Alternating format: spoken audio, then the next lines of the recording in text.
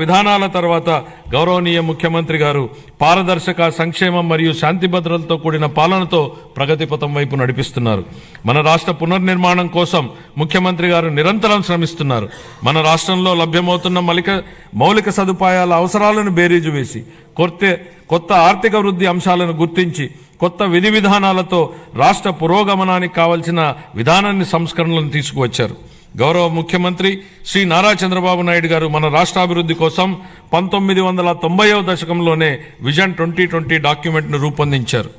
అప్పటి ప్రతిపక్షాలు ఆ ఆలోచనని విమర్శించాయి. కానీ నేటి హైదరాబాద్ను చూసినట్లయితే వారి విజన్ సాకారమైంది. ఇదే ఆయన దార్శనికతకు సామర్థ్యానికి నిదర్శనం. మళ్ళీ 2024లో మరొక గొప్ప విజన్ను దిశానిర్దేశం చేస్తూ గౌరవ ముఖ్యమంత్రి గారు స్వర్ణాంధ్ర 2047కు శ్రీకారం చుట్టి రాష్ట్రాభివృద్ధికి మార్గనిర్దేశనం చేశారు. 15% పైగా రాష్ట్ర స్థూల దేశీయ ఉత్పత్తి వృద్ధి రేటును స్థిరంగా సాధించడం, తలసరి ఆదాయాన్ని పెంచడం, పేదరికాన్ని రూపుమాపడం ద్వారా అభివృద్ధి ఫలాలను అత్యంత అణగారిన వర్గాలకు అందించడమే దీని లక్ష్యం. మా ప్రభుత్వం స్వర్ణాంధ్ర 2047 దిశగా పనులను మొదలుపెట్టింది. ఇందులో భాగంగా పాత విధానాల్లోని లోపాలను సరిచేస్తూ నూతన ఇసుక విధానం, ఎక్సైజ్ విధానం, ఆంధ్రప్రదేశ్ పారిశ్రామిక అభివృద్ధి విధానం లాంటి ఎన్నో విధానాలను తీసుకొచ్చింది.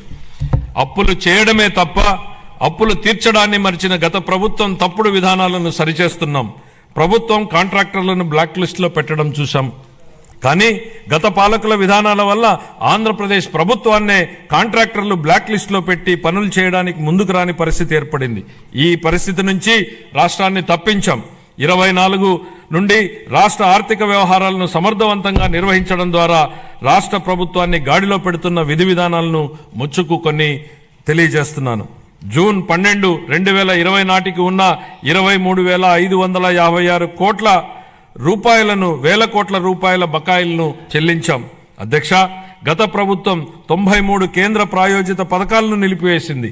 9,371 కోట్ల రూపాయల బకాయిలను చెల్లించడం ద్వారా 74 పథకాలను మా ప్రభుత్వం పునః ప్రారంభించింది. దీనివల్ల కేంద్రం ప్రభుత్వం నుంచి మన రాష్ట్రానికి మరిన్ని నిధులు అందాయి. నీటిపారుదల, రహదారులు మరియు ఇతర పనులకు సంబంధించి 12,735 కోట్ల రూపాయల బకాయిలను చెల్లించడం వల్ల రాష్ట్ర ఆర్థికాభివృద్ధి పునరుత్తేజితమైంది. పంచాయతీలు మరియు మున్సిపాలిటీలను బలోపేతం చేయడానికి 2,793 కోట్ల రూపాయల ఆర్థిక సంఘం నిధులను మా ప్రభుత్వం చెల్లించింది. ఎన్టీఆర్ భరోసా, ఎన్టీఆర్ వైద్య సేవ మరియు దీపం 2.0 పథకాలకు 31,613 వేల కోట్ల రూపాయల్ని మా ప్రభుత్వం విడుదల చేసింది. మన రాష్ట్ర అభివృద్ధికి ఎన్డీఏ కట్టుబడి ఉంది.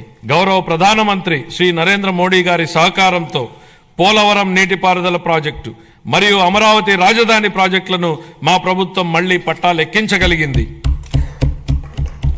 23-24 ఆర్థిక సంవత్సరంలో మూలధన పెట్టుబడుల కోసం కేంద్ర ప్రభుత్వాలు రాష్ట్రాలకు అందించే ప్రత్యేక సహాయంలో అయిన ఖర్చు కేవలం 4,090 కోట్ల రూపాయలు మాత్రమే.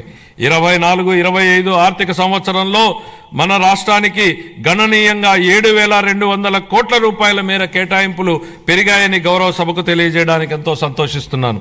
మార్చి 31, 2025 నాటికి ఈ కేటాయింపులు మరింత పెరిగే అవకాశం ఉంది. మా ప్రభుత్వం పాలనా పగ్గాలు చేపట్టాక రాష్ట్ర ఆర్థిక వృద్ధి మళ్లీ గాడిలో పడింది. 24-25 ఆర్థిక సంవత్సరం మొదటి ముందస్తు అంచనాల ప్రకారం రాష్ట్ర స్థూల దేశీయ ఉత్పత్తి 12.94% వృద్ధి చెందింది. అన్ని ముఖ్యమైన రంగాలు మరింత బలం పుంజుకున్నాయి. వీటిలో వ్యవసాయం మరియు అనుబంధ రంగాలు 15.86%, పరిశ్రమలు 6-7% వృద్ధిని సాధించగా సేవల రంగం 11.7% వృద్ధిని సాధించగలిగాయి. జూన్ 2024 నుంచి అతి తక్కువ సమయంలోనే మా ప్రభుత్వం మేనిఫెస్టోలో ఇచ్చిన ఈ కింది ప్రధాన హామీలను నెరవేర్చింది. ఎన్టీఆర్ భరోసా పెన్షన్లను నెలకు 4,000 రూపాయలకు పెంచడం జరిగింది. పేదల కోసం 204